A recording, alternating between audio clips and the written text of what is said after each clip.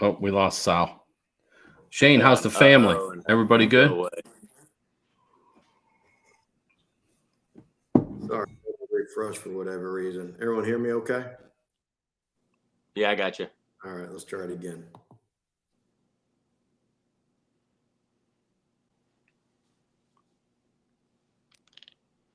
And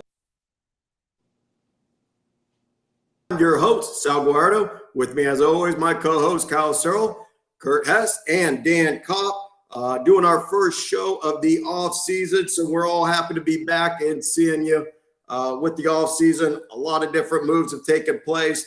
A lot of transfer portals, coaching carousels. Just maybe 30 minutes to an hour ago, Jim Harbaugh is officially going to LA Chargers, just to let you know the latest of when we're recording and what's going on.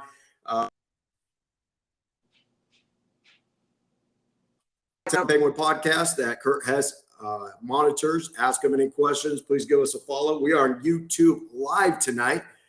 You can always watch us live and answer any questions. Kyle Searle is monitoring that live tonight. If you have any questions for our guests, please go ahead and do that. And of course, we are anywhere podcasts can be found.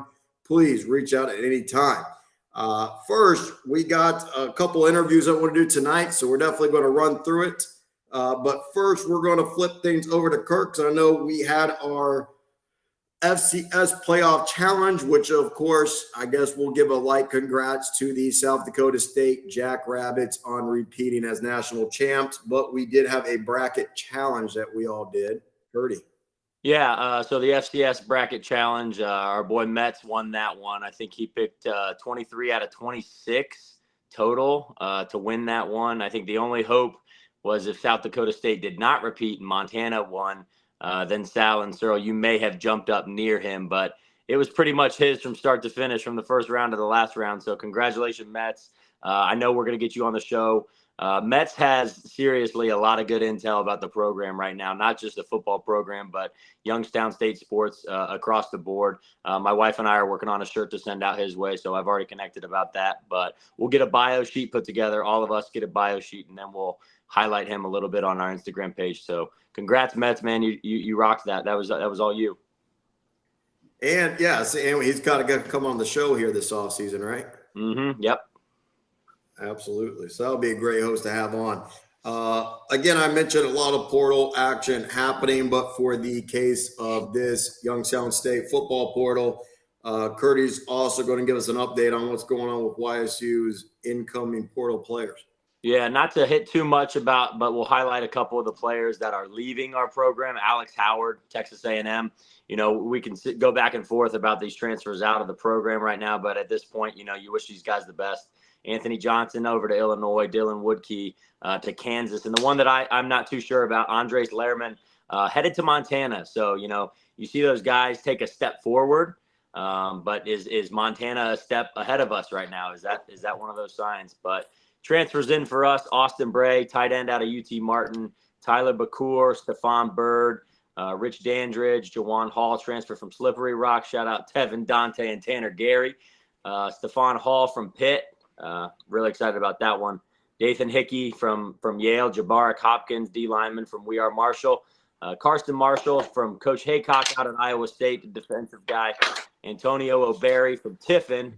Tiffin, a D2 squad, but they were in the D2 playoffs last year. Dayton boy, so you know he's going to be good. Matt Reardon, a local kid from Ursuline, transfer from Sean McVay's alma mater of Miami, Ohio. Brady Shannon, quarterback, played baseball at UCF last year, another Ursuline guy. Jace Tutty, DB transfer from Penn State. He was with Penn State for 3 years. That's an interesting transfer there. In last one, Ethan Wright is an Akron native, another running back out of UC. So I'm sure I missed a couple guys, and I know Coach Phillips is probably watching that portal pretty well. But long list of names, guys. Long list of names. Anything, stick out to you guys? I only heard about a little bit about the running backs from Cincinnati. I think there's a connection there maybe with Coach Phillips when he might have recruited one of those guys or both to Cincinnati. So when he was there, so I heard a little bit about that. And did you mention, do we got a safety coming from Pitt? Is that one of the guys you mentioned? Let me look for his name here. I think did we get him and his brother? Was it Is it Stephon Hall? Is that the DB? I know you mentioned a safety from Pitt. The one that I saw was Stephon Hall. We may have gotten another one. I think there were a couple late ads that we hadn't seen. So keep an eye out from those guys. But yeah, no, I think it's the way of the world nowadays, right? So yeah. And I'm glad you mentioned the running back because we've really hit home runs on running backs in the transfer portal the last few shots. So if we have a running back coming in, you already know he's going to be a stud. So I'm excited to see we got one coming in. But anyway, we're going to move on to the interview segment. If everyone's cool with that. Yeah, for sure. Let's transition. Well, actually, one of our own was being honored in the Hall of Fame. It's something we've known for 3 or 4 months. We've all held it in that we weren't able to announce it. And now, if you follow YSU closely, you'll probably already know who it is. But for those of you who don't, we're very honored he's on the show. I'm going to flip it over to Kyle Searle to give the introduction to our Hall of Fame inductee. No surprise. Thanks, Sal. No surprise that our own Kurt Hess is going to be a first ballot Hall of Famer at YSU. My best friend, someone that I came in with, I met him way back in the spring game of 2009. Funny story. I just randomly went up and talked to his dad. Didn't really know any of the incoming recruits. We came in on camp. I was like, "Hey, man, you got a roommate yet?" He's like, "Nah." And I was like, "Why don't you room with me?" And then the rest is history. But Kurt ended his career as the all-time leader in completions, attempts, yards, TD passes, yards per game, 200-yard games, passer rating, TDs responsible for, 4 touchdown pass games, total offensive yards, and total offense per game. So that is not just a one-trick pony there, someone that really took a hold of the offense and the whole team really true leader and teammate and captain for multiple seasons, and loved playing with him. On top of all those stats, he was 3-time all-conference, and he is smarter than he looks. He was a 3-time academic all-conference player as well. So our own Kurt Hess, my best friend.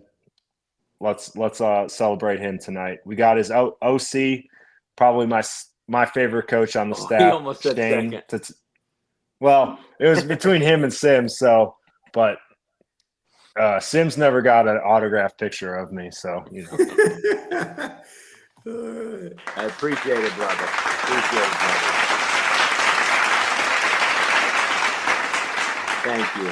Thank you.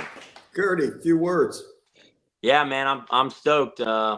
Honestly, like there's a lot that goes into it. And number one, I think it's pretty awesome, man, just to be mentioned with a lot of the people who are already in it. I know Cook got in last year, but just going through, the website and looking at who's all in that Hall of Fame and meeting some of the guys this year. I know with Matt Hogg getting the alumni group really back and going and meeting some of those guys like Jeff Ryan and a number of other people who are in the Hall of Fame. It's definitely a traditional program, and you're proud to be a part of that tradition.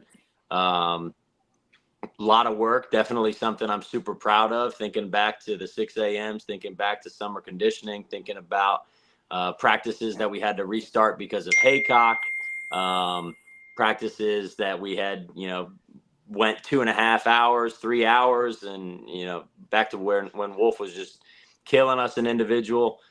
Thanks to Coach Monty for letting us just throw fades or something nice and easy. But a lot goes into it, man, like offensive line play and run game play, thinking about everybody that's helped me along the way. It's definitely going to be my name written down, but I know that there were a lot of people, including Coach and roommates like Kyle and Coach Kopp and Sal. You were one of the first coaches I met, Sal, when you guys picked me up at that random parking lot by the stadium. So that's right. He's like, "Hey, are you Kurt? Are you a recruit?" And I'm like, "You must be a coach." I thought you'd be a little bit taller, but here you are.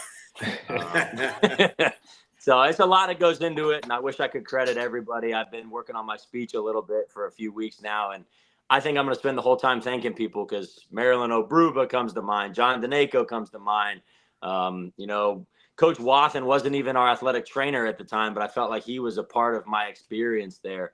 And both Coach Haycock, Wolf, and obviously Monty and Coach Carm. A lot that goes into it, but definitely a proud moment for me. So appreciate it, sir. Yeah. And we're going to do an interview of Kurt, but the YouTube live chat is open. So any questions for Kurt, send them on in. And as Kyle mentioned already, we do have former Youngstown State offensive coordinator from 2010 to 2017, Shane Montgomery, who was both the quarterback coach and offensive coordinator for Curdy. So definitely want to kick off the interview with Shane. Any words, stories, questions for Kurt? No, I want to congratulate Kurt. You know, when we found out about it, obviously it was a long time coming. You know, he had been out about 10 years or so, but you know, I still remember going in there and with Coach Wolford, new staff, and you know, one of the things we heard early was we got to get a quarterback. You know, people didn't think we had anybody there, and Kurt can tell you, we brought a couple guys in that just didn't work out. And, there's some good stories that go with that. But, you know, Kurt ended up being the guy and starting for, you know, I think it was 45 or 46 straight games. And, you know, the only thing I worried, you know, about him, I hated for him was we never made the playoffs. You know, we had a lot of good teams. I think in today's 24-team playoff, we would have probably made it 2 or 3 times. But back then it was either 16 or 20. But Kurt had a great career, and we were able to build the offense around him. Like he said, you know, he had some really good skill players with him, and I think we got better and better on the offensive line as the years went along, and had a lot of fun on offense. And very well deserving. You know, being an Ohio guy like I was, you know, it's good to see those Ohio quarterbacks have a lot of success and Definitely credit they deserve. Sure. Appreciate it, Coach. Thank you.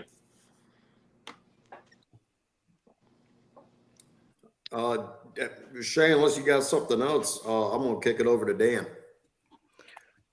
All right. Yeah, Coach, thanks. Thanks for being here, Coach. And obviously, congrats, Kurt. Just really cool. No surprise, first ballot Hall of Famer, long overdue. But it's interesting, Shane touched on, I got just a quick story before I ask a question. When Coach Wolford came in, and I think, Sal, you were in the team meeting room, or the staff meeting room with me that day, and the coaches, and I just met Shane a couple weeks prior, and Wolf, same thing, and they're like, all right, who's our quarterback? Well, I'm looking at Sal. I'm like, man, you know, I'm the ops guy. I'm not calling any plays anytime soon. And well, I see this Hess and Konetsky, right? It was you and Mark were the only 2 QBs on the roster at that time, or am I missing something? Gannon was a walk. Yeah. Gannon. They hadn't moved Gannon over to defense yet, right? Right. Yeah. Right. And you know, so 3 great guys, but they're like, you know, well, are we going to win with any of these guys? I said, well, again, I'm not calling plays, but we got to get a quarterback, and that, you know, that's part of coaching and the transition to a new staff. But old number 12 just took over there and led to a Hall of Fame career. So congrats to you, Kurt. Couldn't happen to a better guy, and we all love you. And my question kind of is that, so fast forward from that winter of 2010 through spring ball, you competed with the big fella from the transfer from Purdue. I can't. Najee. Yeah. And you win the job, and your first start is in Happy Valley in front of 100,000 people against Joe Pa. So I got to ask you, what were your feelings leading up to that game, and what kind of settled you in?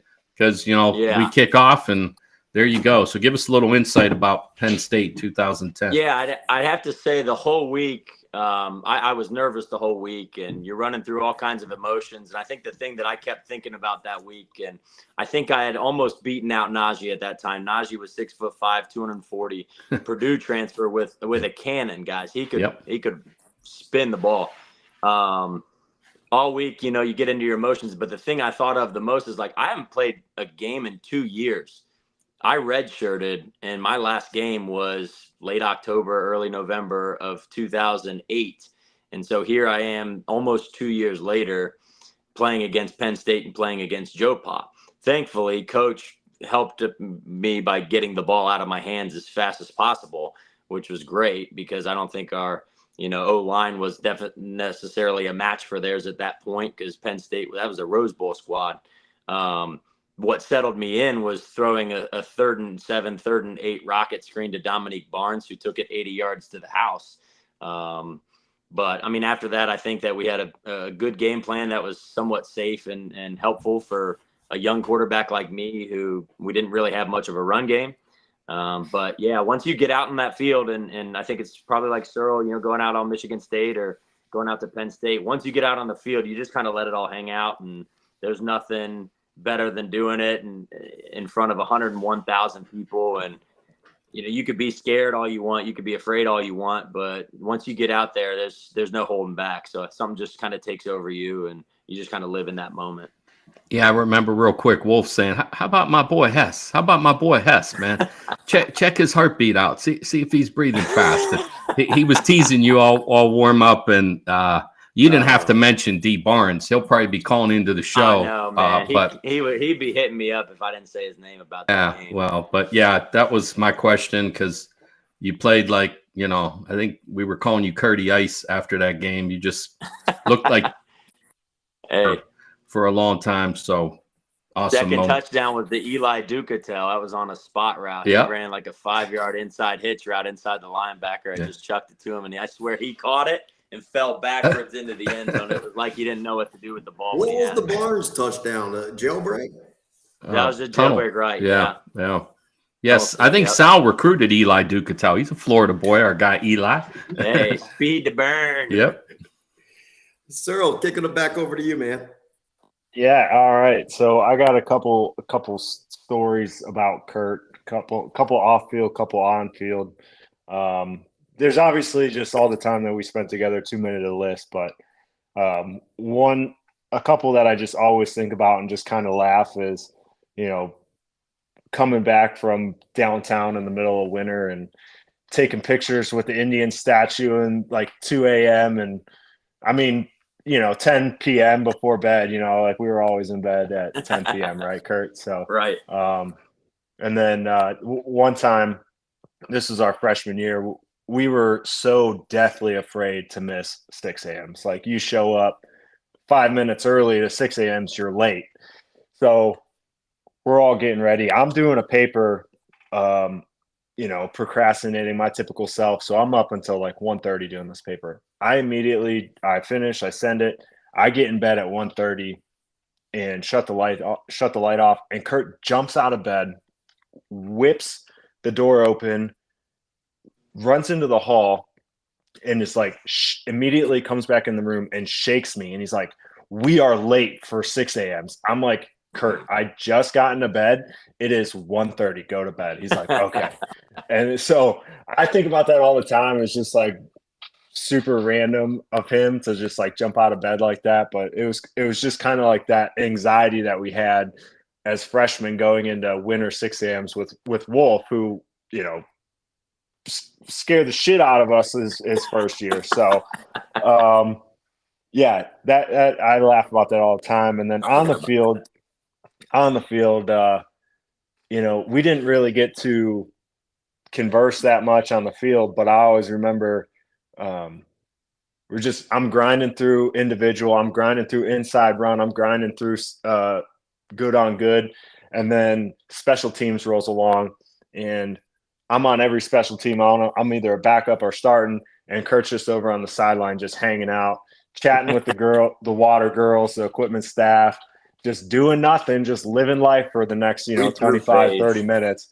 And that after, like, with 5 minutes left, Coach Shane. But just something funny to think about there. But you guys get into my question for Gert. You guys kind of already touched on our quarterback transferred in, and we've talked about the transfer rules were very different when we played football, and and as freshmen, you always kind of think like a transfer from a big school is going to be like dominant, right? Like, well, oh my gosh, like we got a Big Ten quarterback transfer. Like, what's that all about? Like, and I remember being out with Kurt one night, and they kind of announced at the place that we were at that, hey, our next starting quarterback is in the house. And it was like, they announced not Kurt. And I just remember looking at Kurt, and he was like, that competitor in him was just pissed.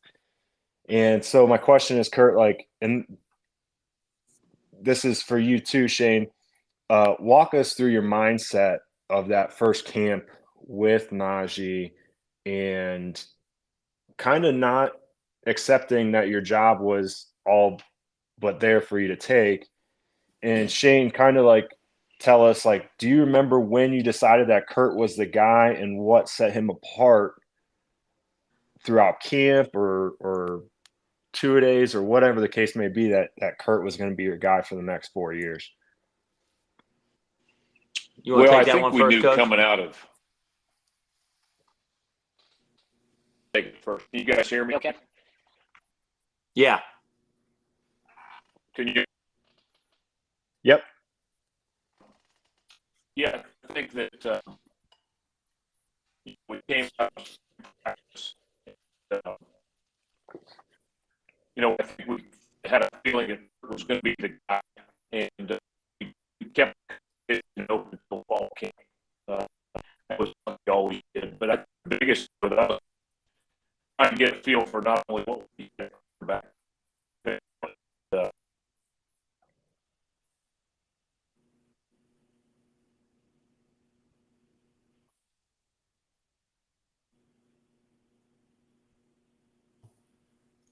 I think I lost him. Y'all hear him? Yeah, we're losing him a little Yeah, bit. we lost you there, Lost Coach. him. Kurt, if you want to kind of yeah. answer Kyle's question there. Yeah. Yeah, Kurt, you go ahead. Shane may want to log out and just log back in. Yeah. I don't know if you guys want to text him, let him know. Yep. No, but to answer your question, Cyril, like you're on pins and needles. And what a lot of people don't understand about college ball is looking back after I was playing, and Cyril, same thing for you. Your Coach Wolf told us this. He is recruiting somebody better than you. He wants to improve his team. He wants to improve his roster. So when they brought in Najee, it was like, I have to balance not trying to make a ton of mistakes, but also going out there and playing free. And, the year after that, they bring, Miko, and they bring in, these other transfers. They bring in Pat Angle. Pat had a stronger arm than I did. Dante, was a little bit shorter than me, but Dante was probably a little bit more athletic and a better runner. Ricky Davis is the last person they brought in. Like, these coaches are trying to bring in people better than you. And so as a college athlete who's on the field, you have this understanding that and maybe this is just me, maybe this is just some athletes, but somebody is coming to take your job if you mess up enough. And that camp was the same kind of thing. It was trying to balance making too many mistakes and learning how to play the position versus trying to be a leader out there and be supportive of that guy that you're competing against. And I don't know why they do it. Coach can probably talk to this a little bit more, but I had to friggin' room with Najee for 2.5 weeks with no phone. And that's just a pain in the ass because thankfully he was on Skype most of the time and he was talking to his girl and not getting enough sleep. So I felt like if I went to sleep on time, I was getting the leg up kind of thing. But there must be some coaching philosophy behind that. And I don't know what it was, but pins and needles, man, for 2.5, 3 weeks. Can you guys hear me? Yeah, that's much better. I was sorry, I was going in and out. I'm sorry about that. Yeah, I was talking about, well, we've got a good Miko story. He's no longer with us, but no, RIP.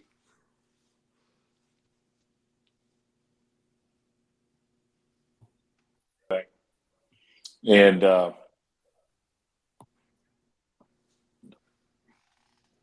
but you guys hear me okay? Yeah. Keep clicking out. But I think that was the biggest thing. We were trying to have some competition. I think that's what you always do as a quarterback. You try to have competition. You try to make sure that, I've been places too where we've only had one quarterback. And when you only have one quarterback and you don't have any competition, that person doesn't get any better. And so I think we just try, it ended up being Kurt's job. We brought in some guys that really didn't compete with Kurt, but I think that it gave him a little bit of an edge that he was going to prove to us that, he was going to be the guy. And and he took it there in the first game. I still remember the Penn State game. I think, what did we score, 13 points? And somebody telling me after the game that was the first time that Youngstown State had ever scored a touchdown against an FBS team. And that wasn't what I wanted to hear. I was trying to win the game, but I think that we got some confidence coming out of the game. And I know we beat a good Southern Illinois team a couple weeks later that was the defending champs. And we didn't have the type of year we wanted that first year, but I think that kind of got the ball rolling, and we ended up having 3 straight winning seasons after that. And like I said, probably should have made the playoffs the way it is nowadays. Kurt, what do you think? What are some of your best memories that you have going back? There's probably a couple of games that stand out. What are the same games that make mean the most to you? Yeah, I mean, definitely that Southern Ill game. Being there and redshirting, all you heard about was Southern Ill and how they rolled the conference. And, they were 8-0 or 16-0 in the conference for 2 years. Southern Ill actually recruited me coming out of high school, too, and they didn't give me a full scholarship. They ended up giving it to that guy, Corey Faulkner, I think was his name. I don't know why I still remember him.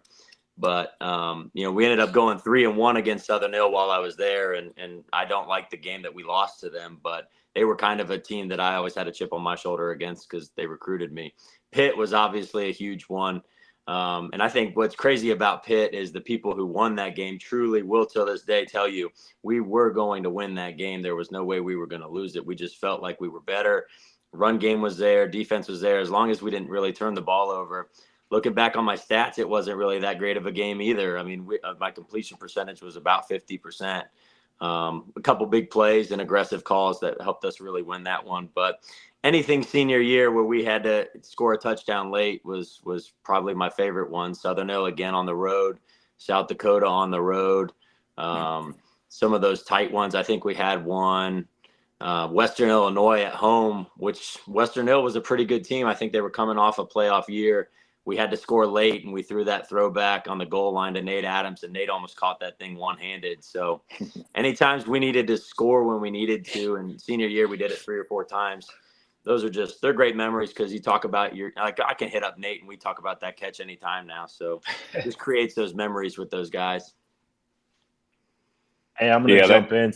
Oh, go ahead, Coach. No, go ahead. I was just saying, I've been coaching 32 years, and I don't think I've ever been as excited as I was after that Pitt game. I remember I must have ran the fastest 40 coming down from the press box I've ever done, and I made the mistake of trying to pick Ron Strollo off the ground, and I think I threw my back out that day. So, but that was a good memory. That's a big win.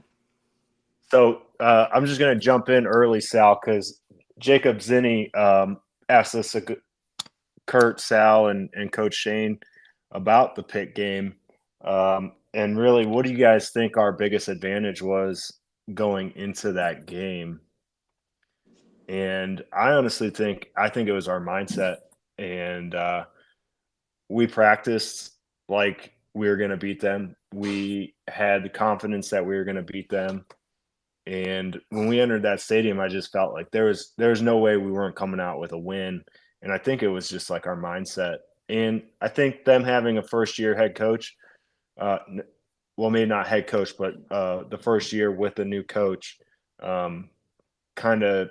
they were still trying to figure out who they were and what their identity was. And we just kind of took advantage of it.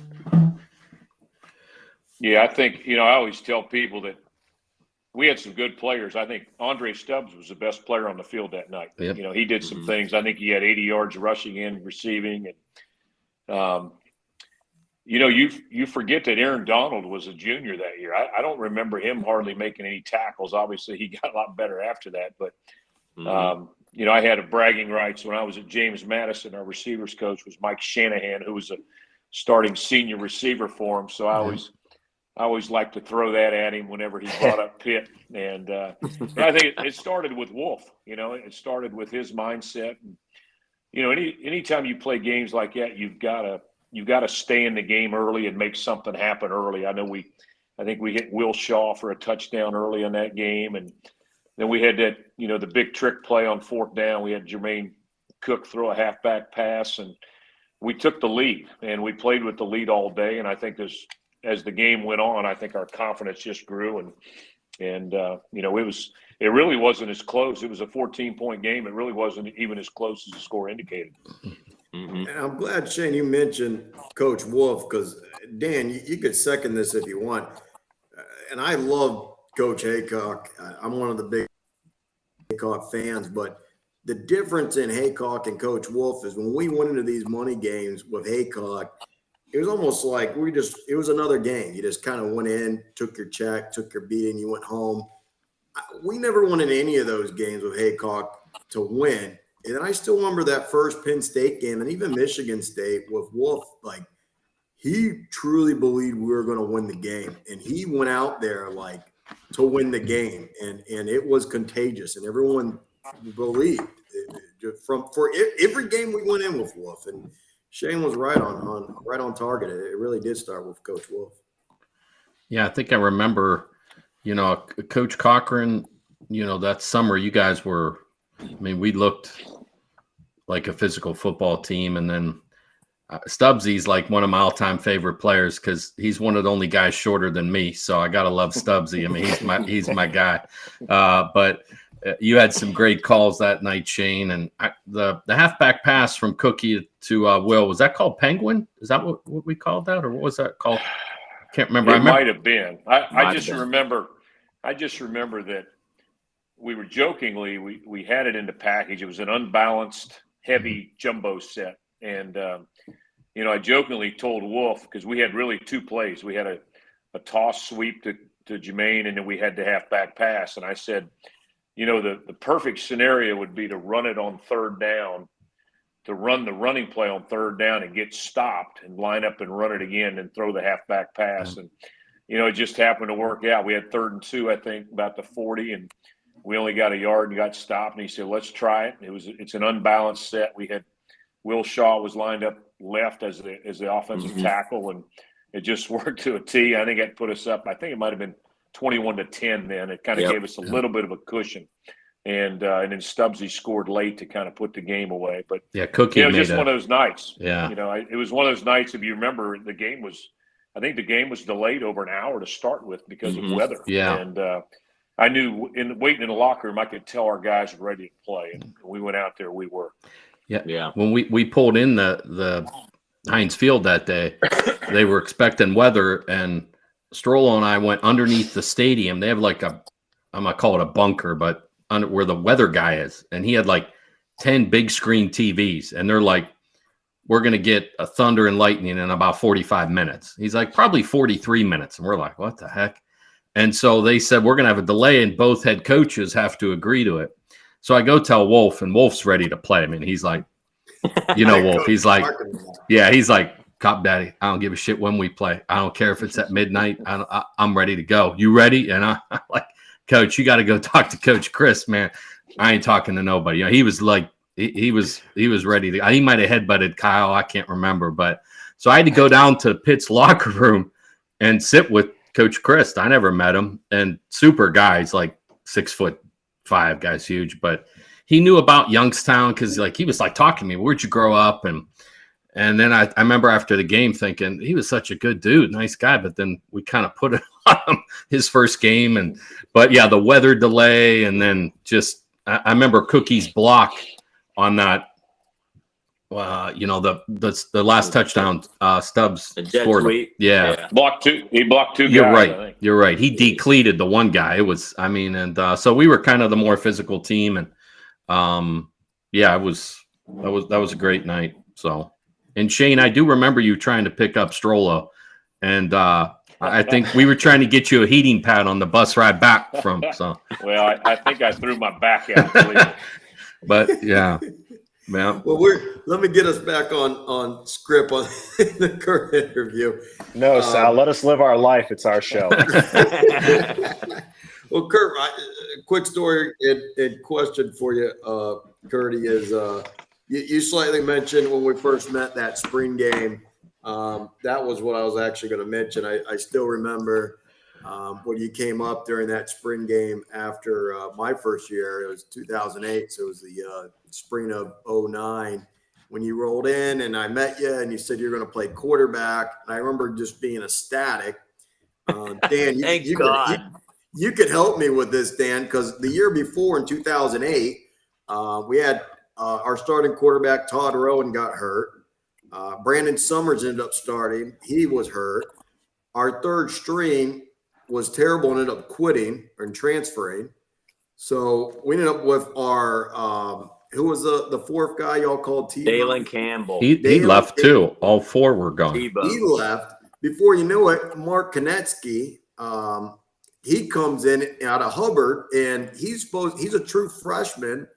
I think he might have been a walk-on. I really don't remember, or an academic scholarship. And he ends up starting some games because we're out of quarterbacks. So when he walked up, I was like, I don't even know who you are, how good you are. Just thank God we got a quarterback coming in. And just my question on that, Curdy, I think I remember asking you this before, but can you walk us through your actually, I think Coach Haycock told me this story. Recruiting you, coming to YSU. I know you're from Dayton. Was YSU ever on your radar? Where did you actually want to go if it wasn't YSU? And how'd you end up playing at Youngstown State and coming here? Well, not to bring up any bad memories here for Coach Montgomery, but I was pretty set on going to Miami and going to play for Coach Montgomery when he was at Miami, because my head coach, Andy Helms, is a Newark Catholic guy and knew Shane, loved Shane's offense. And basically, I got to give a lot of credit to Coach Helms, because Coach Helms brought the spread offense to my high school, where we were traditionally for 15, 20 years with Coach Place, we were running split back veer. And we would always have two running backs, and you just ran options all the time. So obviously, like I think I had gone to coach. I think I went to your camp 3 times, and I was going to do anything I could to get to Miami, and everything happens a little bit differently. I had some looks from Southern Hill, from Ashland, and then randomly Coach Wright rolls into my high school, and Coach Wright where's he at now? Northern Arizona. He just got the head coaching job, Northern Arizona. Great offensive coordinator, played with Coach Zetz and all those playoff runs against JMU for the early 2000s. And he kind of came in, and I remember, I hope he listens to this, he looked so tired and overworked when he was sitting in our Hall of Fame, because 2 quarterbacks had just quit. So Brandon Summers was playing. He had just lost 2 quarterbacks, and he looks at me and he goes, "We have 2 walk-on freshmen on our roster after next year. We're going to redshirt you, and then you're going to have a legit shot to play. And if you come for a visit, like, we'll probably offer you a full ride scholarship." And at that point, that was my only full ride scholarship for Division I. I think Ashland had offered me a full ride package at D2. But I was like, all right, man, like, this is what I got. This is my only thing. So we're going to go here. And David Fleming, Centerville guy, was my host, and him and Meadows just showed me the time of my life, because I talked to Coach Haycock the next day, gave him a call when I got back home to Dayton, and committed. So you survived a weekend with Meadows? Go ahead, Cyril.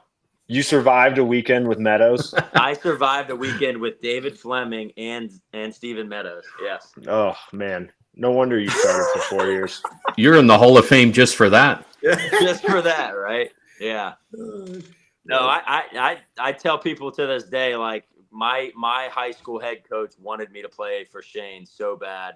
And it's just, I think it's hilarious that he ended up coming. And I remember either you signed on or I saw the thing in the Vindicator, and I texted my mom. I was like, Coach Montgomery from Miami, who I went to 3 of his camps, is going to be my quarterback's coach. And she's like, oh my gosh, that's so good. And, you know how moms are with small world stories, you know? Oh, yeah. Yeah. Well, I remember, years after, I think when I was at Youngstown, I was cleaning up some stuff, and I think Kurt came to our quarterback receiver camps, what it was. And I had pulled out my old notes, and his name was in there. And, things work out. No, I had your name. I had your name circled, so I was obviously all right.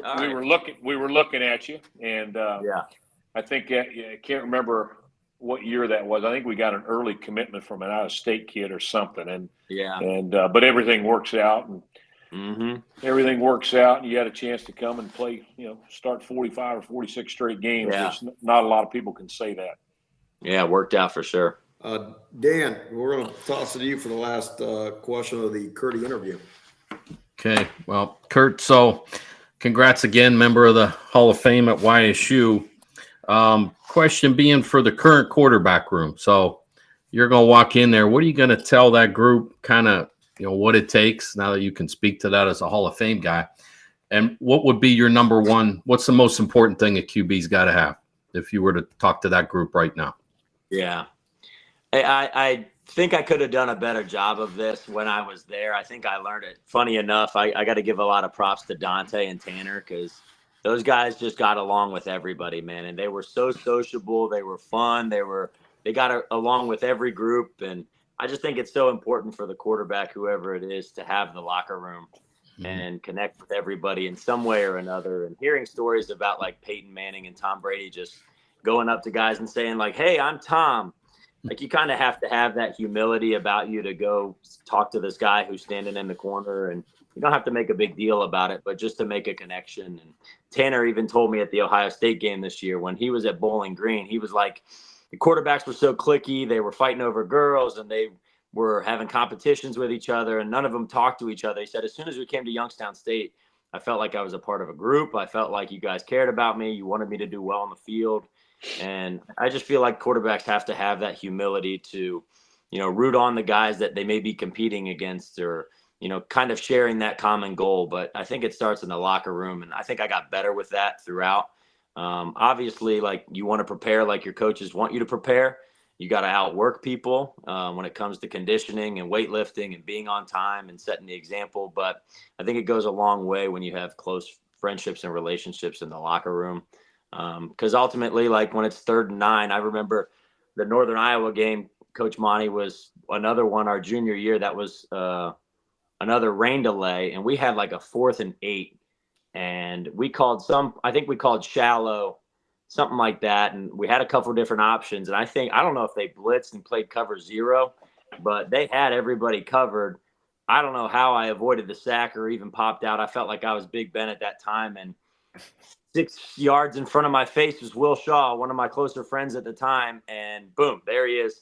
So I don't know why the hell I looked that way. And, watching it on film the next day, we looked at each other, coach, and we're like, I don't know what the hell happened on that play, but man, we made it work. And it was just a shallow cross. I don't know if he took it to the house or like inside the 5 or 10 so we could ice the game. But those plays happen when you're close with those people in the locker room. And you can see it sometimes in the NFL, those guys who spend a lot of time together. So spend a lot of time together and have the locker room. Cool. Thanks, man. Yeah. Curdy, congratulations again. Again on the Hall of Fame induction. There's going to be a halftime presentation on February 10th at 1:30 as your Youngstown State Penguins men's basketball host Green Bay. There's going to be a halftime show. I'm flying up for it. I know Kyle Sir will be there. Dan Kopp will be there. So the podcast will all be uniting at the basketball game. So if you're in town, you're there. Love to see you, meet you, and love to have you out for the game for the presentation. Yeah, we'll plan on. I'll just give a shout out to listeners too. If you're in town locally, my family and my wife set up a couple tables at Penguin City Brewing Company. Never been there. Should be a good spot. I think it's a pretty open warehouse. They're going to set aside some tables for us. We're going to order some pizzas, and I know Hall of Fame group's going to be heading that way. Matt Hogg's going to be there, and he's going to try to post something about just getting all Hall of Famers and alumni group over to Penguin City later that day after the game. After the game? After the game, probably. We may leave the game a little bit early to get over there, but I think he's getting a group.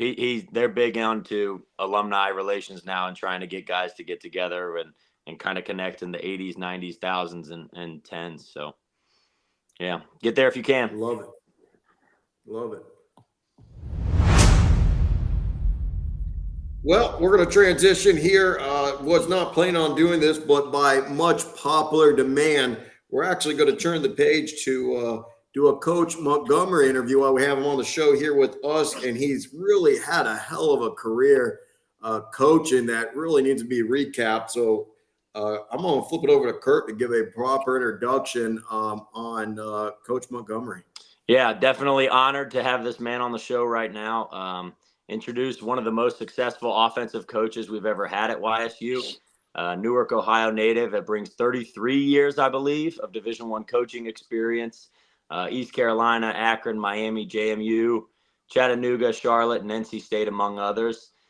His second favorite QB of all time won the Super Bowl 40 and 43 for the Pittsburgh Steelers.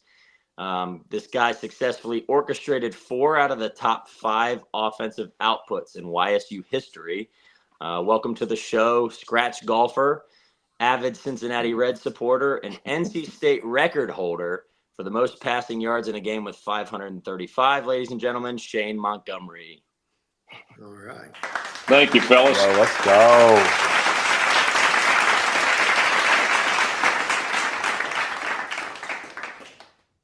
Appreciate you guys having me on. I've had a chance to listen to some of these, and I know it's good. I'm sure a lot of the old players are enjoying listening to the stories.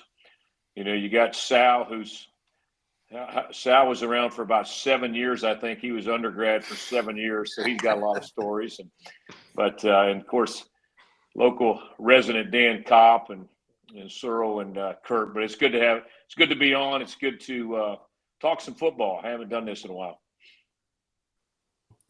Thank you. I didn't want to cut this till now, and I mean, we'll get into it. You mentioned Miko. Is that okay? I think we're all talking about the same story. Is everyone okay? Yeah. We recap that real quick before we start the interview? Yeah. Sure. Hey, we're talking about the snap, right, Coach? Oh, yeah. Oh yeah. Well, he go ahead, Coach.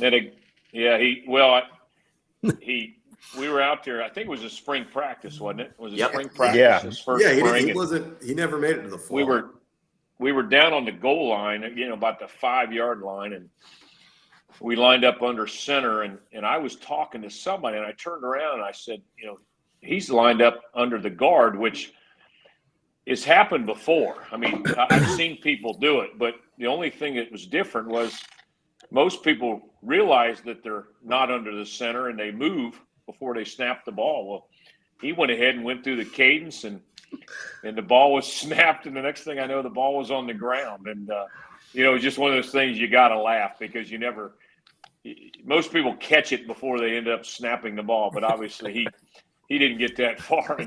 But wait, the best part, yes, the best part of the whole thing, say it, Cyril, is the running back was our main man, Torian Pace, looked to the sideline, like kind of gave this weird shrug and shifted over behind Miko when he was lined up correctly, Like he was going to get it behind the center.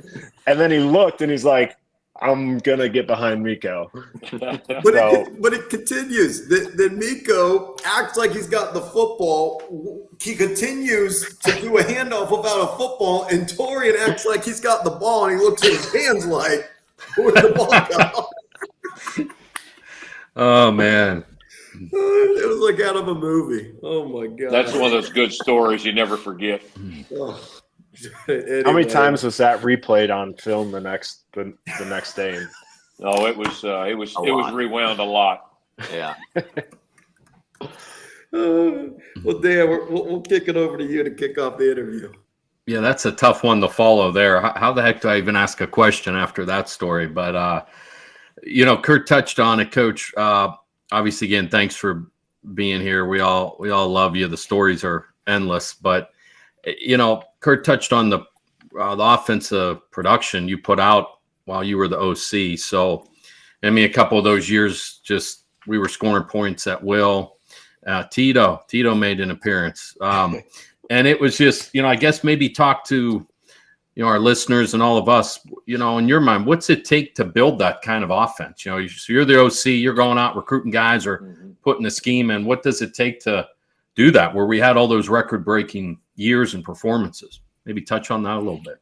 Yeah, well, it was, like I said, it was a work in motion there for a while, because we got there the first year, and in 10, Kurt's redshirt freshman year, and we actually did a little bit better than I thought we would. We were not very deep on the offensive line, if you remember. We had I think a starting 5 and hardly any backups that were able to play, and we stayed healthy, and we had a good year. I think we averaged over 30 points that year, and we ended up with a 3-8 record.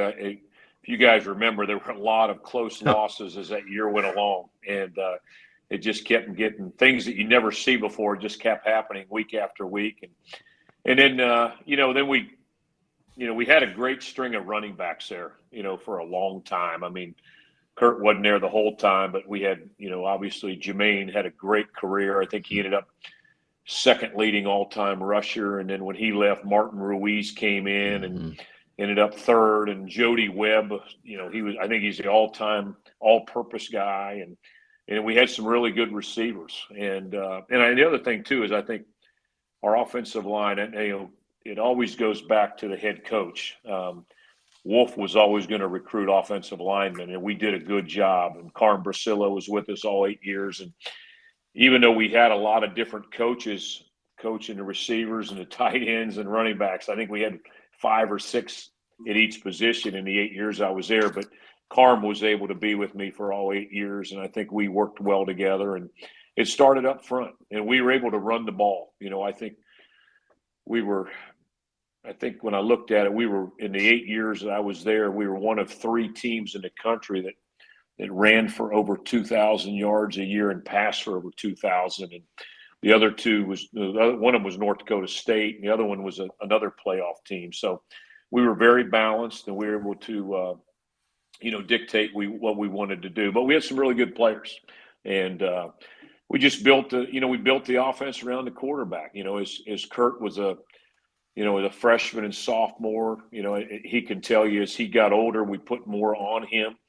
And then when he left, Hunter Wells came in and played as a true freshman. And, we kind of, were able to grow the offense around him. Even though Kurt was a bigger guy with a good arm, Kurt ran the ball well. And when we got Hunter was not a runner. So we had to build the offense around him and maybe put some RPOs in and some things there and try to run the ball a few different ways, except, other than the quarterback running the ball. And so it was a fun time, and I had a good time there, and we had some really good players. And obviously we had that good run in 2016 to the national championship game. And, that was the only thing that I think if there would have been a 24-team playoff earlier, we would have been in it a couple other more times. And I always said that I thought because of how tough the conference was, if you could just get into playoffs, you had a chance. And that year that we went to the finals, we were third in the conference. We lost to North Dakota State and South Dakota State. We were 6-2, but we ended up being the team that went to the championship game out of the conference. And that's the only thing I hate about those first 4 years, especially when Kurt was there. We didn't have a chance to go to the playoffs because I thought we had a good enough team to possibly do something in them.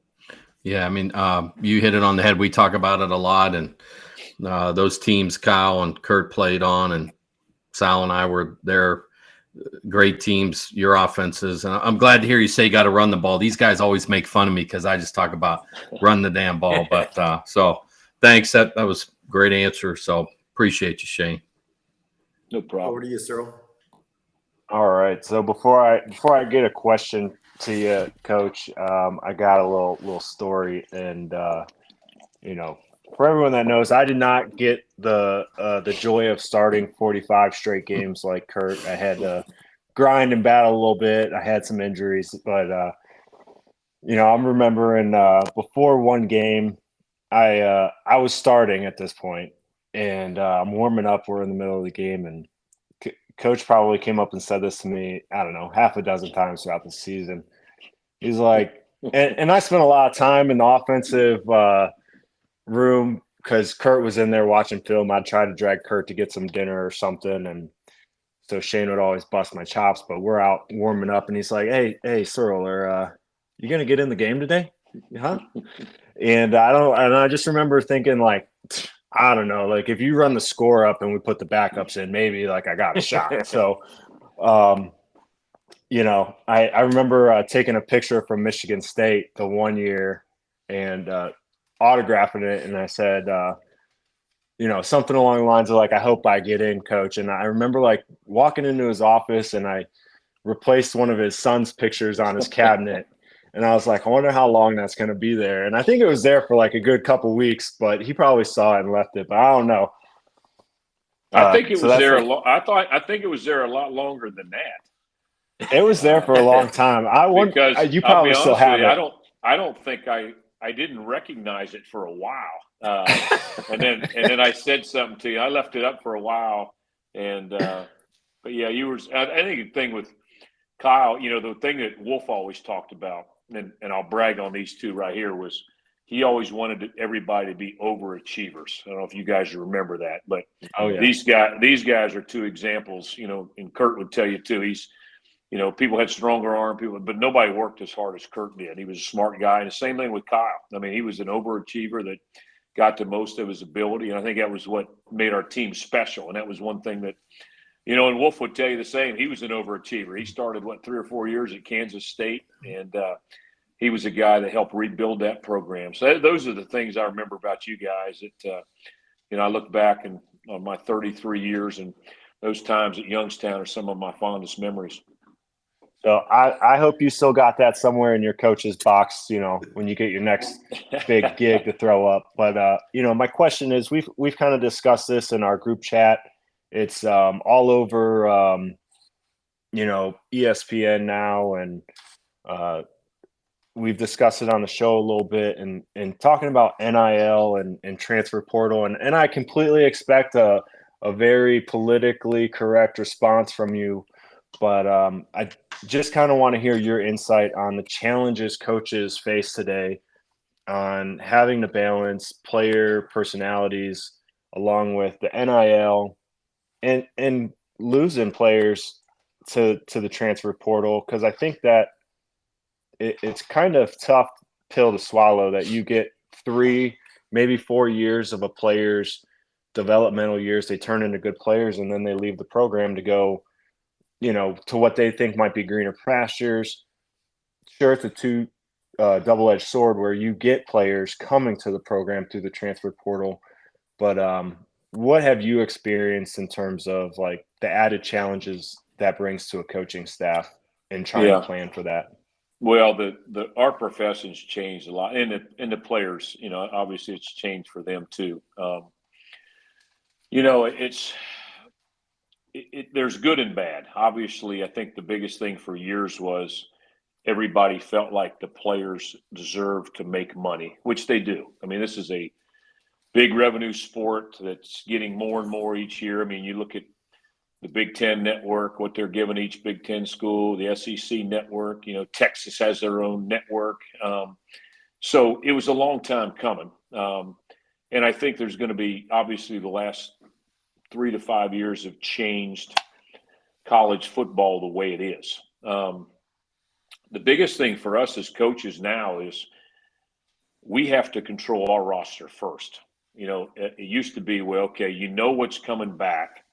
This is what we have to go recruiting. And you always, probably 80 to 90% of each recruiting class was high school kids.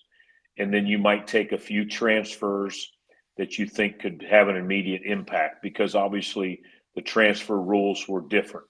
At some point you had to either transfer down without sitting out a year, or if you were a graduate, you could go somewhere else. Well, now with this transfer rule where those guys at any point in their career can transfer, you've got to have your own roster management first. So, before we even go out recruiting, we got to meet with our guys and get an idea of who's going to stay and who's leaving, because, the reason being is if you lose a starter, and I know Youngstown State's going through this right now. I think they've lost a number of guys on defense that were coming back as starters. I was talking with Coach Phillips at the convention. I saw a couple other guys.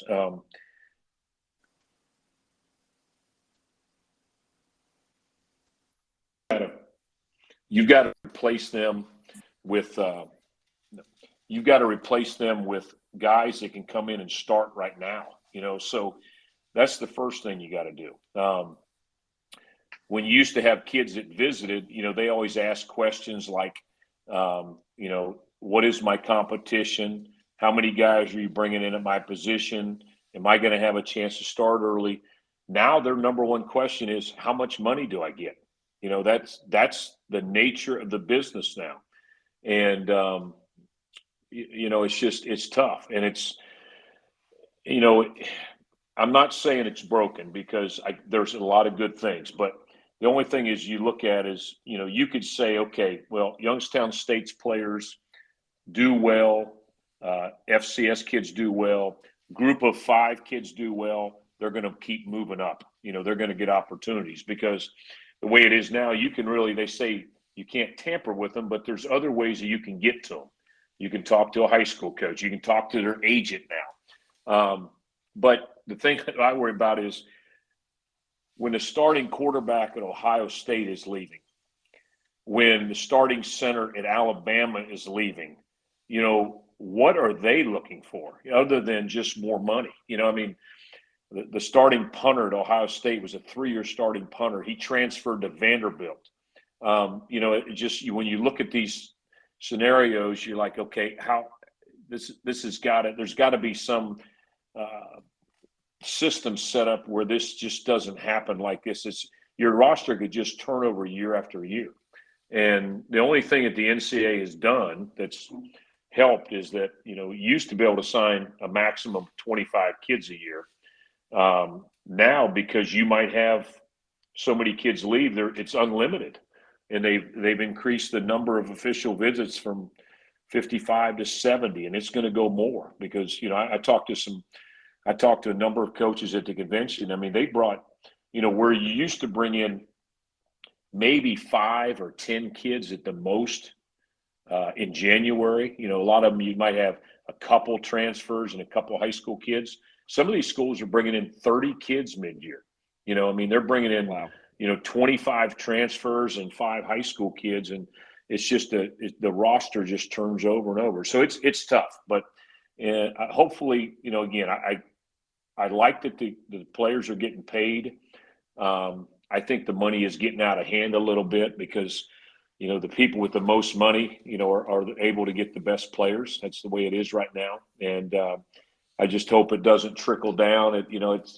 I'm just worried eventually there's going to be a certain top tier of schools that just kind of break off from the NCAA and create their own super conference. And, I think if that happens, it's going to be tough for our game. And it'll be interesting next year to see when this 12-team playoff takes place.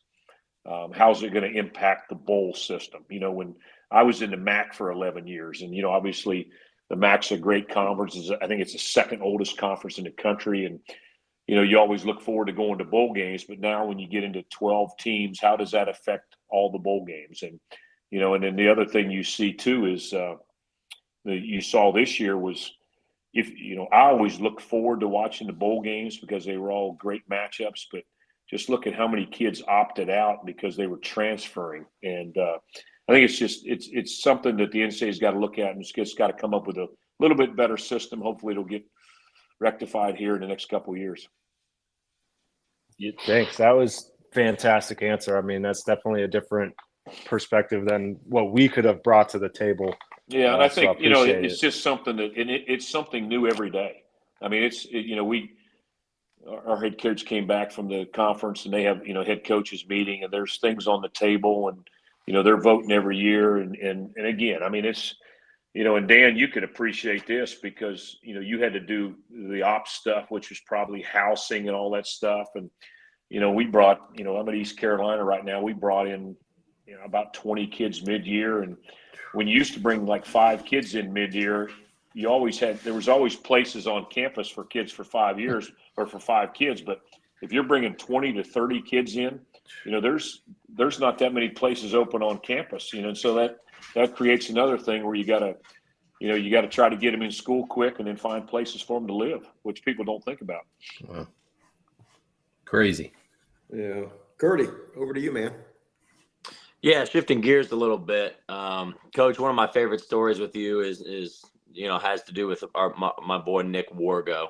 And we'd be sitting there watching film. Another name drop that we probably haven't dropped his name here for a while is we were working those really long, summer, fall training camp days. And, it's tough, but I think we always ended with like a 45 to an hour meeting.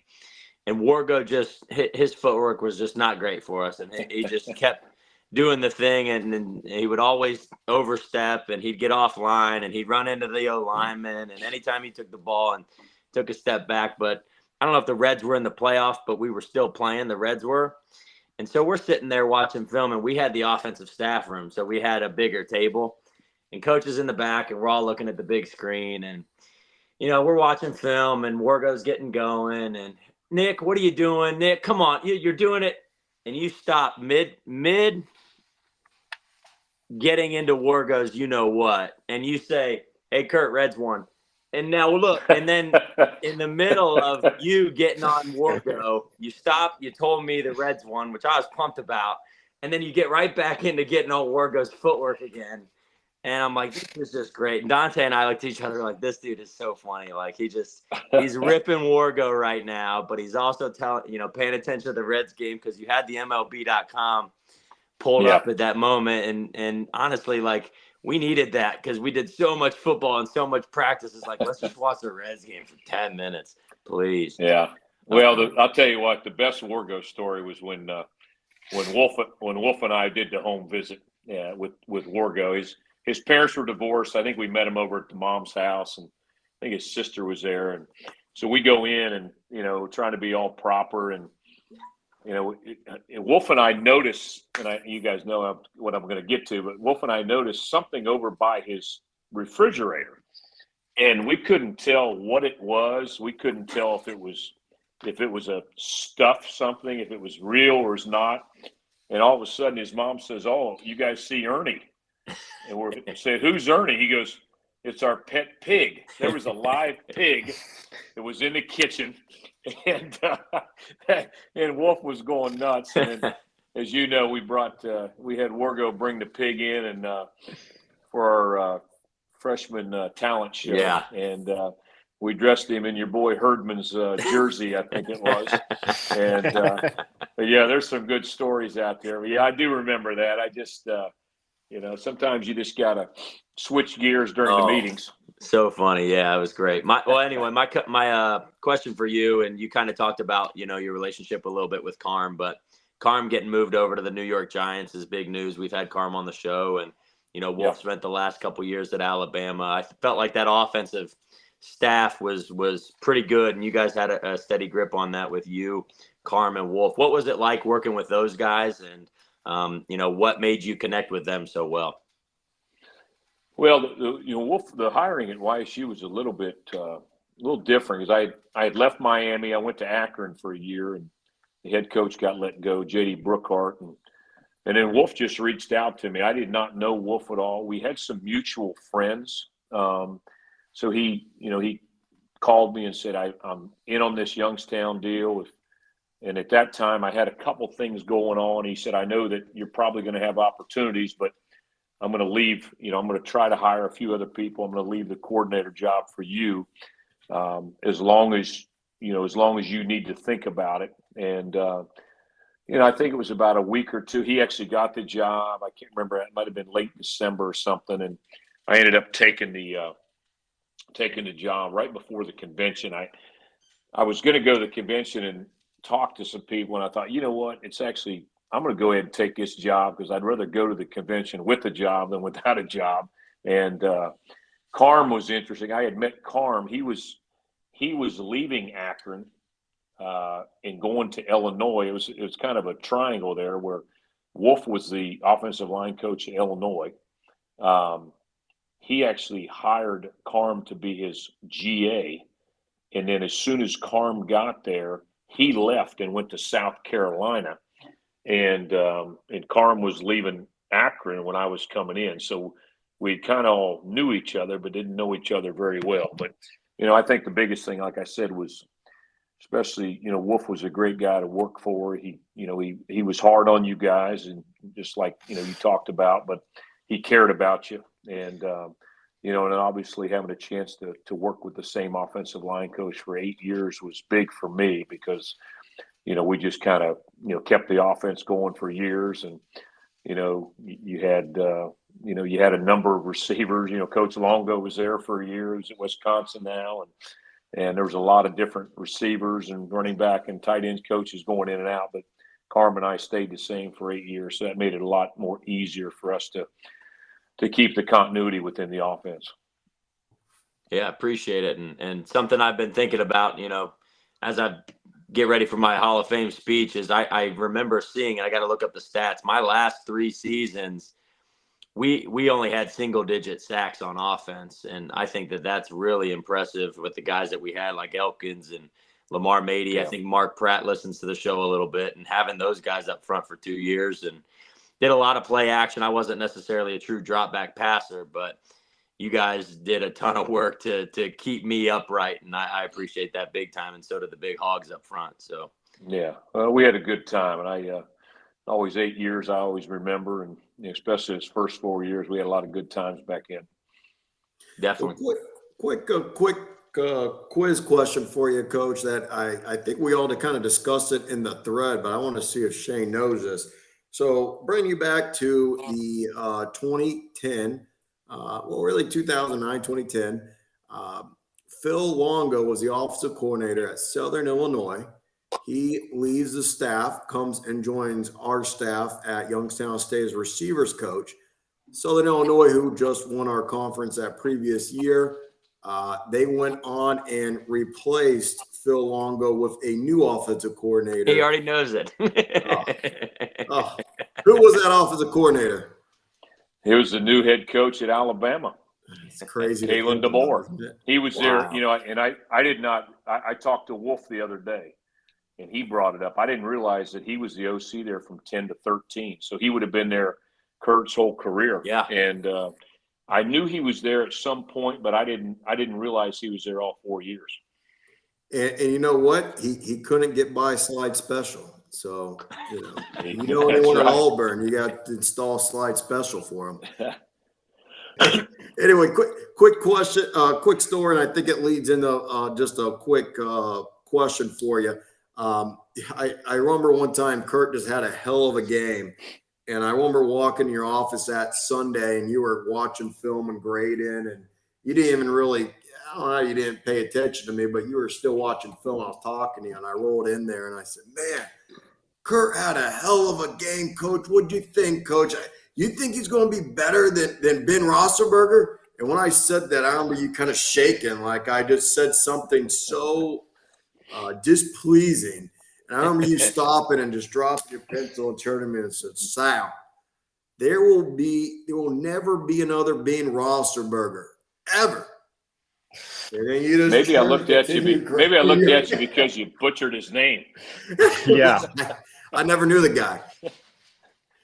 So I guess my question to you is, from Chattanooga, Miami, JMU, who are some of the best players you coached or been around during your college coaching career? Well, we had obviously a bunch of them at Miami with Ben Roethlisberger. We had Jacob Bells, a Cleveland St. Ignatius guy. He was our starting guard. He got drafted, I think started 8 years for the Titans. We had a kid named Ryan Robinson, a receiver from Toledo Central Catholic. I think he still owns all the records at Miami. He got drafted in the 4th round by Carolina. And then, you go to, obviously we had some really good players. We talked about the guys at Youngstown State. I started my career with Terrell Owens, Terrell Owens, T.O. at Chattanooga. And, he was that was my first job in 1993. T.O. was a sophomore, so he played for us for 3 years. And, he was a real raw kid back then and got better and better. And he just he was a man amongst boys there his last 2 years. He was just a physical specimen. But, he wasn't as, I've got some good stories about him. But, it was funny because when he came out in 95, we had obviously every scout in our area came through. Every team came through, and some of the teams really liked him. Some of the teams didn't, and the 49ers loved him, and they ended up taking him, I think, in the 3rd round, and got him with Steve Young and John Taylor and all those guys, and he got with them. And the thing about T.O. was that I always tell everybody always sees the antics that he has, especially on the field. You know, T.O. never got into any trouble off the field. You know, he practiced and played as hard as anybody had been around, but he just, you know, when he got on the field now, he would do some things on the field that would really tick some people off. And he kind of got into it late in his career and, you know, I think his ego got to him a little bit. But those are some of the guys. You know, I got to James Madison. I ended up, you know, it's funny because I got to James Madison in 2019 and they were telling us the same thing that they told us when we went to Youngstown. We don't have a quarterback. And Ben DiNucci was there. I was his fifth. He's a Pittsburgh kid that went to Pitt for 3 years. I was his fifth quarterback coach and fifth offensive coordinator in 5 years. And he ended up being All-American, took us to the national championship game and got drafted by the Cowboys. And he's a backup for the Broncos right now. So, I mean, there's been some, you know, great stories. You know, there's obviously some guys that I always say were probably the most talented that just didn't make it for some reason because of some work, you know, their work ethic and things like that, you know, that had the talent, just didn't use it to the best of their ability. But it's been a fun run. There's always guys that, that you remember over the years, but it's good to just, you know, keep in touch with guys like you because, you know, I remember all the wins and losses, but the relationships mean the most. And those are the things that I look back and have fond memories of. Dan, we'll kick it over to you for our last question for Shane. Yeah. Kind of touching on what you just mentioned, Shane, and Kurt, everyone's asked you about Youngstown and the bonds you formed there. And I know you and I always laugh about the story of when you actually came to Youngstown and your, I guess you call it, formal interview with Wolf. And I know when he got the job, he said, I got to hire two guys. He said, I got to hire Shane Montgomery and Tom Sims. He said, those are the first two guys I got to hire. And he's like, I got to get Shane. And speaking of overachievers, our, one of the podcast hosts, Kyle Searle, was the first winner of the Carmine Cassis Overachiever Award. I don't know if you remember that. So I don't remember that. Why am I not being notified of these awards? I walked into the stadium the other day and I'm on the, what is it, Kurt? Homecoming. The homecoming plaque. I was like, no one let me know. This is the first time I've seen it 11 years later. It was a nice award, and it was like, you won it one year, and then the year before that was the entire offensive line. Because we had 700 yards, and we had Parnell Taylor in the background. I was on the headset, and Shane's like, tell him not to score. Tell him not to score. that was against Valpo. Yeah, that's right. We scored 77, I think. You know, probably could have scored the first. Tell him to go down. Yeah. That was the game we scored 11 straight touchdowns. And I think Strollo said not to score anymore. Strollo was on the sideline. Yeah. He said, "Hey guys, try not to score anymore. They're supposed to come back here again next year." Yeah. He grabbed me and said, "You got to tell Wolf to call the dogs off." I said, well, "You want me to go to Wolf? It's 35-0 at this time." I'm like, "You want me to tell the head coach? You're the AD. You tell me." Wolf, he would have bit someone's head off. But just kind of going back to that, obviously, we love Wolf and he brought you here and the history of that. But Sal mentioned you've been all over the country. You've coached at, everywhere and been a part of big programs and big players. Where do we're always curious, where does YSU kind of fit when you think of our tradition, facilities, and the ability to recruit here? Where do you see us stand? Where's Youngstown State stack up against that? No, it stacks up high. I always said that, I've been about half my career in FBS and half a career in FCS. Youngstown's always got a special place in my heart. I always said and Dan, this being from there, it's a family community. It's a family type atmosphere. I think obviously with a lot of tradition, Coach Tressel was the quarterback coach at Ohio State when I was coming out of high school. And then he got the Youngstown job and obviously did a tremendous job and put Youngstown. I mean, obviously Youngstown was on the map before, but with what he did with them. And so when I got there, I knew the tradition, you've got that. I was kind of a college football historian. So I knew about Youngstown, obviously being from there, even though I was down south when he was making that run with national championships. But just to get there, I think you see the support that's in the community. I mean, people love Youngstown State University. It's as good as fan base as anywhere on that level. I mean, you always want more fans, but we could always count on being a good crowd there. I've been in the MAC for, like I said, 11 years, and the MAC's kind of a place where if you're winning, they're going to come. If you're struggling a little bit, you're going to have some sparse crowds. When we were rolling at Miami, we had great crowds. When we weren't doing as good, it wasn't as good. But Youngstown, throughout those 8 years, were always good crowds. I think when you go recruit, people know who Youngstown State is. I think that's an area too that it's so well known. It's in such a great football recruiting area that you don't have to go real far. I mean, you've got obviously the whole state of Ohio. You got Western PA. I mean, you could go down south. That people know the tradition. So there was a lot going for it. And I always said that's one of the stops that I've had to look back and had the thrill of coaching at. And I've been to, like I said, I've been to some bigger schools. I've been to FBS. I've been a head coach, but to think about those 8 years, there's a lot of fond memories. And like I said, it's not just about the wins and losses. It's about the people and the people that supported the program and the people we had in the program. And we had a lot of great coaches that are still doing great things. And I'm sure they would tell you the same thing about Youngstown State if you asked them. Yeah, and just to follow up real quick, credit Wolf. I mean, he had said, I've never been a head coach, obviously. This is my first time being a head coach. Shane's been a head coach. And he coached it's Ben Roethlisberger, just so you might want to as a Steeler fan, that was hard to hear you butcher that name. I mean, he's a Hall of Famer, Super Bowl champ, so Roethlisberger. But yeah, Shane, I remember the first time you came and met you. I think we all will say, I mean, Coach, you're just a class act, and I mean, obviously did a hell of a job coaching at YSU and did a great job coaching Kurt. And so, yeah, I mean, it is great to have you on here. And you could tell a story about how I almost blew your contract deal the day Tanner and Trent, but that's for another day. So I won't go into that story. I'll be too long-winded. So, That's right. Yeah.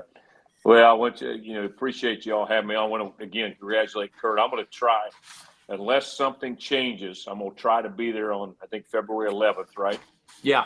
Is that the induction? That's what I'm planning on. I'm kind of I'm in a situation where I'm looking for jobs right now. I could stay here, but I'm probably going to leave. And I was an analyst this year, so I'm looking at some things. And as long as my schedule and my work has not changed, I plan on being there 11th to celebrate with you and the family, and hopefully see a lot of ex-teammates there and ex-players, and that'll be a special day for you. It was one of the things that very deserving of you and of the time you put in at Youngstown State, and hopefully I'll be there to see it and see a lot of familiar people that I haven't seen in a while. Yeah, definitely. Thank you. And if you can make it, great. If not, you've been on the show, and that's the one that really matters, being on the podcast. Well, before we wrap up, Coach, if you just got a couple minutes, Kyle Sir, I don't know if you have any questions from the YouTube chat for Coach before he leaves. Yeah, so there's a couple from Jacob Zinni again. Coach Monty, how many times do you think you ran inside zone versus South Dakota in 2017 when you held the ball for 45 minutes? Well, let me tell you, I think it was actually 46 minutes. And that was Nathan Mays. That was Nate Mays was quarterbacking in. That was when Hunter was hurt. Hunter got hurt the week before or something like that. So we ran, and I tell you what, we didn't have a whole lot of success against South Dakota State, but that was one of the nights we did. And we probably ran inside zone probably 50 times. Wow. And I think from under center most of the time. So, but that was a night we had the ball 46 minutes, and wow, that was one of the great wins during my time there. Wow. And then he followed up with, have you ever experienced anything like 2016 Northern Iowa when we got down to our third string quarterback And I'll say, yeah, in 13 we were down to our third string quarterback versus North Dakota State, but yeah, I don't want to bring that up. You know, Kurt scored late in the Northern Iowa game and turned his ankle or something, and Yeah. we came home to play. Let's see, we played North Dakota State next. North Is Dakota that right? State Yep, first, yep. Yeah. And I remember, I think it was John Donaco, right? Yep. Donaco was not going to let him play, and we talked him into letting him play, and we went straight down and scored on the first drive of the game. Yep. And I know he wouldn't. Kurt wasn't 100%, but I thought this is pretty good. And I know. Donaco said he wanted to pull him out of the game. I was like, well, what are you talking about? So then we went. We got a couple in, and Tanner Gary ended up going in there. I think throwing a touchdown pass. Yep. But that Northern Iowa game in 16. So Hunter wasn't playing. So we started Ricky Davis. Ricky got hurt. Then we played Trent Hosick. We put him in. I think the third play he was in, he ran the ball for like 30 yards. Unbeknownst to me, he broke his collarbone. And he stayed in the game, and we threw a pass the next play, and he couldn't throw at all. The ball fluttered and was intercepted. And it came out, and Nate Mays was the only one left dressed. And so that was the middle of the second quarter. I had to run down. I was the only one left that knew the signal. So I left the press box, and I ran down in between series, and I stood on the sidelines and signaled into plays the rest of the game. And we were down 10-0. I think we scored 2 touchdowns in the fourth quarter, won 14-10. And Jeez. that was a huge win. I think Wow. if I remember correctly, I think what a story. we only threw for 28 yards that day, which is the fewest I've ever thrown for. I think Nate Mays was on the scout team the whole week. I think he only knew about 3 plays. Wait, that's got to be like a record for YSU, least amount of yards thrown in a win or something. That's Was crazy. that at UNI? No, it was at home. Was at home. At home, okay. It was at Of course, home. it was at home. Come on. I'm about to say, if we threw for 28 yards and one at UNI, Yeah. sign me up. No way. Yeah. And then last one, Coach Shane. This one's from Richard Wolf, super fan of YSU sports and the show. He just wants to know, what are some similarities you saw between Kurt and Big Ben? Obviously, Big Ben is a marquee player that you coached. Everyone knows that you coached him at Miami, and That was I. Yeah. Well, I think the thing with, obviously, I don't think any quarterbacks are alike. I mean, I could go through 12 of them I've coached, but the one thing I think Kurt and Ben had was they were confident in their abilities. I think they made the other players around them better, which is what the successful quarterbacks do. And they worked their butt off. I think that, Ben's thing was, and I think Ben would tell you, I think Ben, his first couple years, I think Ben rested on he was trusting his athletic ability, and then he had to learn how to really work hard. And, Kurt had that temperament the whole time, that he was a hard worker. But they were both confident in what they were doing. They were not cocky, players, but they were very confident, and they made everybody else around them better. And, that's why I think both of them have had the success that they've had. And that's what makes the good quarterbacks, the guys that can make the other people around them better. And that's by their work ethic, and that's by the way they treat other people. And I think, their teammates respected both those guys. Wow. Nice. And then DJ Moss chimed in late, and he wants to know if you remember his interception in practice where he ran out of bounds and Moss man. chin strap came off. Well, yeah. We weren't sure. I won't say anything about his height either. But I do remember that. DJ's another example of those overachievers I'm talking about. That Absolutely. you would not line him up and say he's a great player, but he had a great career at YSU and local product that did great things. I know he's doing great things in his life now, and those are the guys you remember. The guys that we're a big part of the program. We're fun to be around every day, you know. Mm-hmm. Oh yeah, we had some characters and a lot of stories that come out of it. So You're right, a book. Well, let's transition real quick. Kurt, congratulations again on the Hall of Fame induction. Again, for our listeners, that presentation will be at halftime of the Youngstown State men's basketball game on February 10th. That's a Saturday at 1:30. If you're in the area, definitely love to see you. Come on out, and we'll all be there, it sounds like. And Coach Montgomery, thank you again for your time on being on the show. Again, guys, we're running a little overtime, and we got the whole off season to talk about this. But just real quick for both Kyle Searle and Kurt Hess, who run the YouTube and the IG, any shout outs or questions or anything that is worth mentioning or shouting out before we lock it up? no, I just want to say ahead. thank you. Yeah, sorry, my bad, Kurt. You good. Just say thank you to everyone that tuned in on YouTube tonight. Just smash that like button for us. I don't really know how much it helps us right now. Hopefully this thing grows to what we want it to be and get some traction on YouTube, Instagram, all that stuff. So we appreciate your guys' time tonight. Thanks for chiming in on the questions. You know, the usual suspects, Gibbs, Moss, Zinni, Metz was in here a little bit, Richard Wolf as always. So thanks to those guys.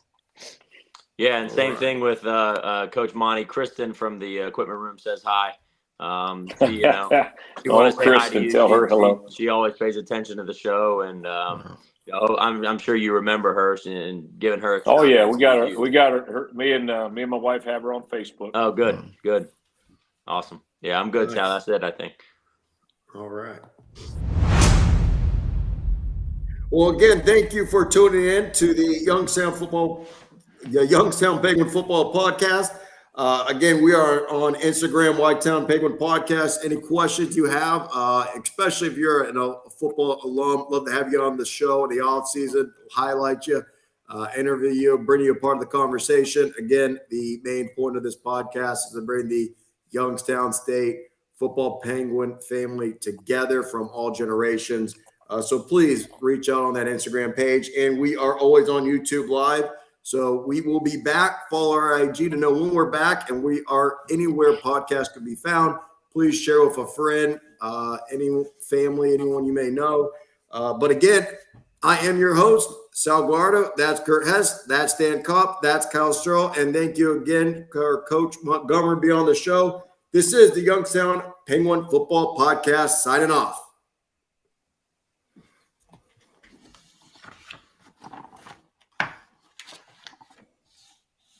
That was pretty good. Hell yeah. Everyone's up. I'm gonna have to. I logged out. I'm gonna have to. You're gonna have to send me the link, Sal. Same with Coach. You don't mind? I got to send you some sort of link. For what? If you like, yeah. If we like get logged out and log back in, Sal has to send us a link and then manually upload it to finish the upload of the show. Mm-hmm. Yeah, I'm gonna send it right. You need Shane to stay in for now, though, right? It says upload complete. What's that mean? Yeah, mine said that too, but maybe it was just because you might have logged out for a minute, Shane, and then got back in. I don't know. Sal knows the deal. Kurt or Sal, we're still on YouTube Live.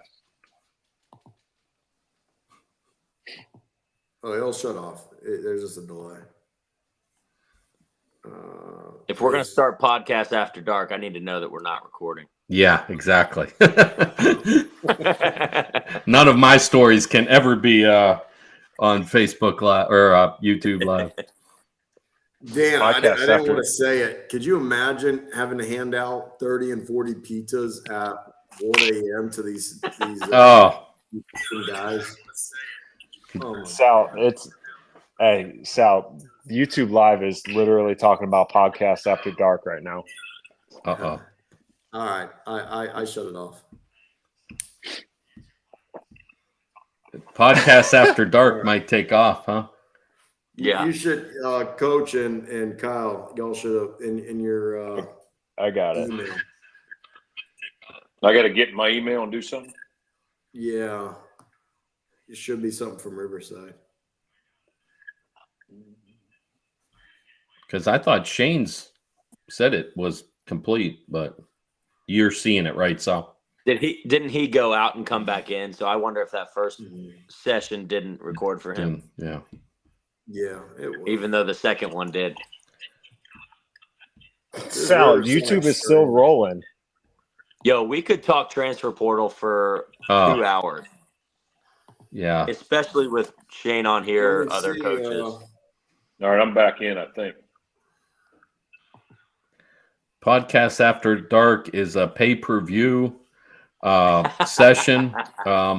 Send your donations to Coach Sal G, USF Yeah. QB All- at Venmo, Venmo.com. KMS12. Yeah, all proceeds go to the line. the NIL fund at Youngstown State University Hey, Athletics. Kyle, mute your. Well, how do I say this? My computer? What's being said right now on the YouTube live? Sal, it's literally us having a conversation about Hey, right now what we were just talking about with I like like a 5 Coach second Copp's delay. idea. All right, Let's let get me all the log in proceeds back to go to out. Penguin Collective for our players. Yeah. Podcast It just- After Dark. So, Kyle, did they hear that story I just told? Wink, wink. About one of the famous recruiting nights, or no?